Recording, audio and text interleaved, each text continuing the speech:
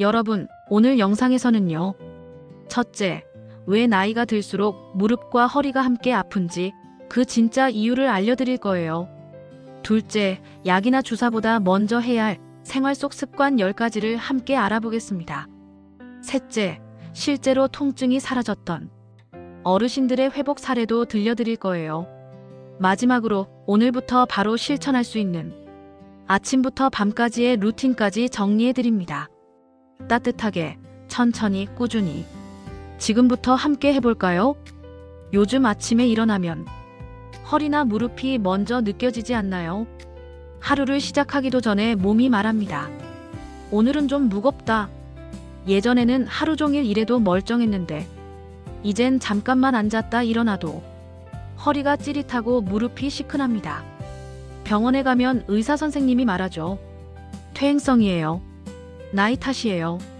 그 말을 들으면 괜히 속이 답답합니다. 그래도 뭔가 방법은 있지 않을까? 이런 생각이 자꾸 듭니다. 그래서 오늘은요, 약이나 주사보다 먼저 해야 할 일, 바로 생활 속 무릎과 허리 관리법 이야기를 해드리겠습니다. 이건 단순한 민간요법이 아니라 몸이 스스로 낳는 힘을 깨우는 자연치유 루틴이에요. 무릎과 허리는 우리 몸의 기둥입니다. 이 기둥이 무너지면 아무리 약을 써도 오래가지 못합니다. 그래서 오늘은 우리 몸이 스스로 회복하는 법을 알려드리겠습니다. 무릎이 아프면 대부분 무릎만 만지죠. 그런데 통증의 절반은 엉덩이 근육에서 시작된다는 걸 아시나요? 엉덩이 근육은 몸의 중심입니다. 이 근육이 약해지면 무릎이 대신 체중을 받게 됩니다. 결국 연골이 닳고 통증이 생기죠. 그래서 첫 단계는 엉덩이 근육을 깨우는 겁니다. 방법은 아주 간단합니다. 의자에 앉아서 엉덩이에 힘을 주고 5초간 유지했다가 푸세요. 이걸 하루 10번만 해보세요. 일주일만 지나도 계단 오를 때 훨씬 가벼워집니다. 무릎만 보는 게 아니라 엉덩이를 깨워주는 것, 그게 첫걸음입니다. 무릎이 아플 때 전기찜질기 많이 사용하시죠? 그런데 마른 열보다 수분이 섞인 따뜻한 열, 즉 습열찜질이 더 좋습니다. 뜨거운 물에 수건을 담가 꼭 짜고 소금 한 줌을 수건 위에 얹어서 통증 부위에 덮어보세요. 그 위에 비닐을 덮으면 온기가 오래갑니다. 이건 옛날 어르신들이 하시던 소금찜질과 같은 원리예요. 근육 속까지 따뜻함이 스며들어 피가 돌고 통증이 완화됩니다. 단 너무 뜨거우면 피부가 데일 수 있으니 조심하세요. 밤에는 파스보다 따뜻한 수건 한 장이 낫습니다. 파스는 처음엔 시원하지만 그 시원함이 혈관을 수축시켜 다음날 통증을 더 심하게 만들기도 합니다. 잠들기 전 무릎이나 허리에 따뜻한 물수건을 10분간 올려보세요. 그 위에 얇은 천을 덮고 그대로 주무시면 됩니다. 이 습관 하나로 아침에 느끼는 뻣뻣함이 줄어듭니다. 걷기가 좋다는 건 다 아시죠? 그런데 언제 걷느냐가 더 중요합니다. 새벽엔 관절액이 굳어 있어서 오히려 무릎에 부담이 될 수 있습니다. 햇살이 따뜻해지는 아침 9시에서 10시 사이, 그때 천천히 10분만 걸어보세요. 발바닥 전체로 지면을 느끼며 무릎이 아니라 엉덩이부터 움직이는 느낌으로요. 20분이 무릎의 윤활유를 깨우는 시간입니다. 소금을 너무 줄이는 것도 문제입니다. 고혈압 걱정 때문에 너무 싱겁게 드시는 분들 많죠. 그런데 염분을 지나치게 줄이면 근육이 힘을 잃고 쉽게 피로해집니다. 소금에는 나트륨 외에도 칼륨, 마그네슘, 칼슘 같은 미네랄이 들어있습니다. 이 균형이 깨지면 근육이 뻣뻣해지고 통증이 더 심해집니다.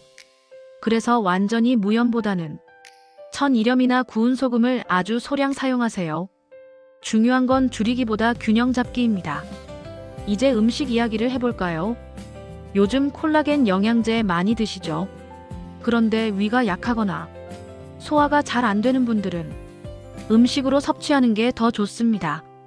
옛날 어르신들이 끓이던 도가니탕에 들깨가루 한 스푼, 이 조합이 바로 자연형 콜라겐입니다. 도가니 속 젤라틴이 단백질로 변하면서 들깨의 오메가3 지방산이 흡수를 도와줍니다. 비싼 영양제보다 이렇게 따뜻한 국 한 그릇이 몸에 오래 남습니다. 허리나 무릎이 뻣뻣할 때 따뜻한 차 한 잔도 도움이 됩니다. 우술이라는 약초 들어보셨죠?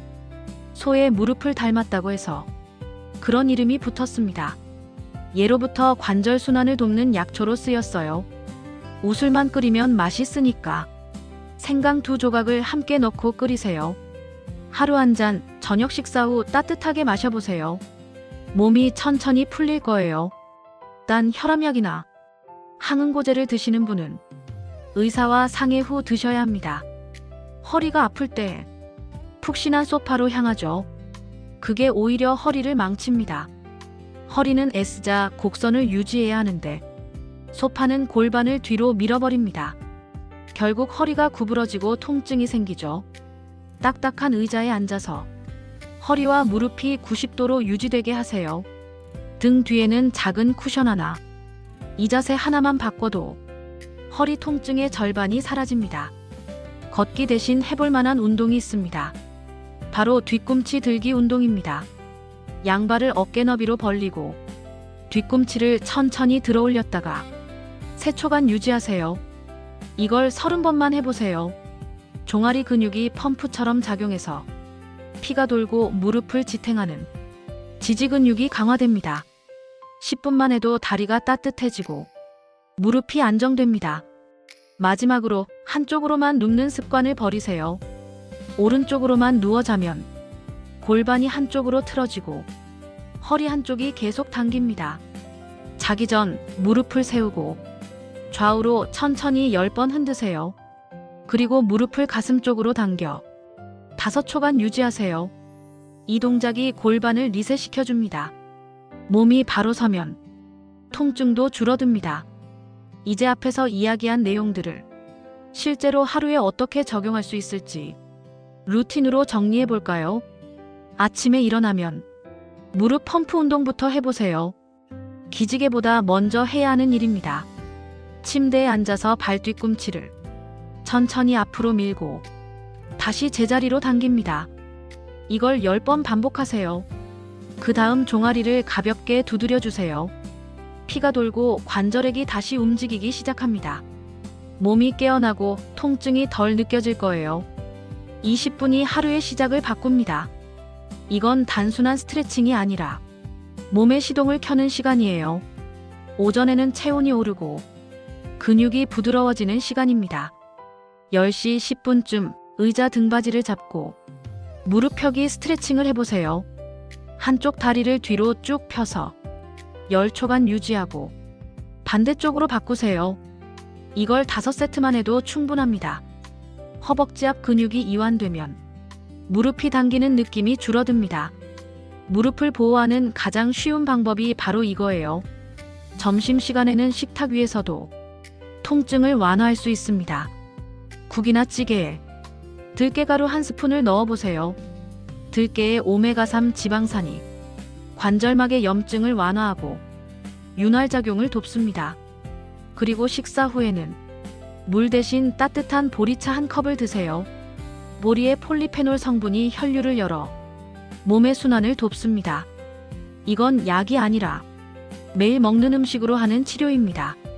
식사 후 졸음이 올 때 무릎이 무겁고 다리가 붓는 느낌이 드시죠? 그럴 때 의자에 앉아서 발목 펌프 운동을 해보세요. 양발을 바닥에 두고 뒤꿈치를 천천히 들어 올렸다가 내리는 동작을 30번 반복합니다. 이게 종아리 근육을 자극해서 정맥 순환을 도와줍니다. 단순한 움직임이지만 저녁 무렵 다리 통증과 붓기를 줄여줍니다. 하루가 저물면 피로가 무릎으로 몰립니다. 그래서 저녁에는 습열찜질이 좋습니다. 뜨거운 물에 수건을 담가 꼭 짠 뒤 소금 한 줌을 얹어 통증 부위에 덮으세요. 그 위에 비닐을 덮고 15분간 유지합니다. 소금은 열을 오래 잡아주고 습기가 근육 속으로 스며듭니다. 따뜻함이 깊이 들어갈수록 피로가 녹아내립니다. 그때 속으로 이렇게 말해보세요. 오늘도 잘 버텼다. 그 따뜻한 시간 하나가 내일의 회복이 됩니다. 이제 하루의 마지막입니다. 잠들기 전 5분만 투자해보세요. 골반 리셋 동작입니다. 양 무릎을 세우고 좌우로 천천히 10번 흔드세요. 그 다음 무릎을 가슴 쪽으로 당겨 5초간 유지합니다. 허리 근육이 풀리고 골반의 틀어짐이 바로 잡힙니다. 몸이 리셋되면 통증도 리셋됩니다. 이제 실제 사례를 하나 들어볼까요? 전북 정읍의 78살 김모 어르신은 10년 넘게 무릎 통증으로 고생하셨습니다. 연골 주사를 여러 번 맞았지만 효과가 오래가지 않았습니다. 그러다 보건소에서 알려준 습열 소금 찜질을 매일 3주 동안 하셨대요. 소금 한 컵을 팬에 데워 면포에 싸서 무릎 위에 올리고 15분간 찜질한 뒤 따뜻한 우슬차 한 잔을 마셨습니다. 3주가 지나자 무릎을 구부릴 때 나던 소리가 사라지고 계단을 다시 오를 수 있었답니다. 그분의 한마디가 아직도 기억에 남아요. 비싼 주사보다 따뜻한 소금 한 줌이 낫더라. 서울 강북의 75살 이모 어르신은 허리 디스크로 오랫동안 고생하셨습니다. 수술 후에도 통증이 남아 있었죠. 그분이 택한 건 단 하나, 뒤꿈치 들기 운동이었습니다. 하루에 10번도 힘들었지만 3달 동안 매일 꾸준히 하셨대요. 결과는 놀라웠습니다. 허리 통증이 절반으로 줄고 걸을 때 무릎이 흔들리지 않았습니다. 그분의 말씀 아직도 귀에 남아요.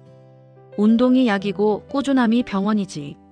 전문가들이 공통으로 말하는 생활 속 금지 습관 3가지가 있습니다. 첫째, 푹신한 쿠션 금지. 허리에 애쓰자 곡선을 망가뜨립니다. 딱딱한 의자에 앉고 허리 뒤에 작은 쿠션을 받치세요. 둘째, 찬물 세수 금지. 겨울철 찬물은 허리 근육을 갑자기 수축시켜 통증을 유발할 수 있습니다. 아침에는 미지근한 물로 세수하거나 손만 씻는 것도 좋습니다. 셋째, 무릎 꿇기와 쪼그려 앉기 금지. 이 자세는 연골을 직접 압박합니다. 바닥 생활보다 의자 생활로 바꾸세요. 이 3가지만 지켜도 통증이 절반으로 줄었다는 분들이 많습니다. 몸이 낫는 순서도 기억하세요. 통증이 먼저 사라지는 게 아닙니다. 먼저 딱딱함이 줄고 그 다음 뻣뻣함이 줄고 마지막으로 통증이 사라집니다. 오늘은 덜 뻣뻣하다. 이렇게 느껴진다면 이미 회복 중입니다. 몸은 언제나 낫는 방향으로 움직이고 있습니다. 의학이 아무리 발전해도 몸이 낫는 원리는 예나 지금이나 같습니다. 따뜻하게, 천천히, 그리고 꾸준히. 이 3단어가 모든 치료의 시작이자 끝입니다. 무릎과 허리는 우리가 세상을 딛고 서게 해주는 기둥이에요. 이 기둥을 오래 쓰려면 한 번의 주사보다 매일의 습관이 중요합니다. 오늘부터 딱 하나만 해보세요. 자기 전 따뜻한 물수건으로 무릎을 덮고 5분만 쉬어보기. 몸은 반드시 반응합니다. 그리고 언젠가 이렇게 말하게 될 거예요. 이젠 계단이 무섭지 않아요. 오늘 이야기 도움이 되셨다면 구독, 좋아요, 알림 설정까지 꼭 부탁드립니다. 여러분의 꾸준함이 여러분의 몸을 바꿉니다.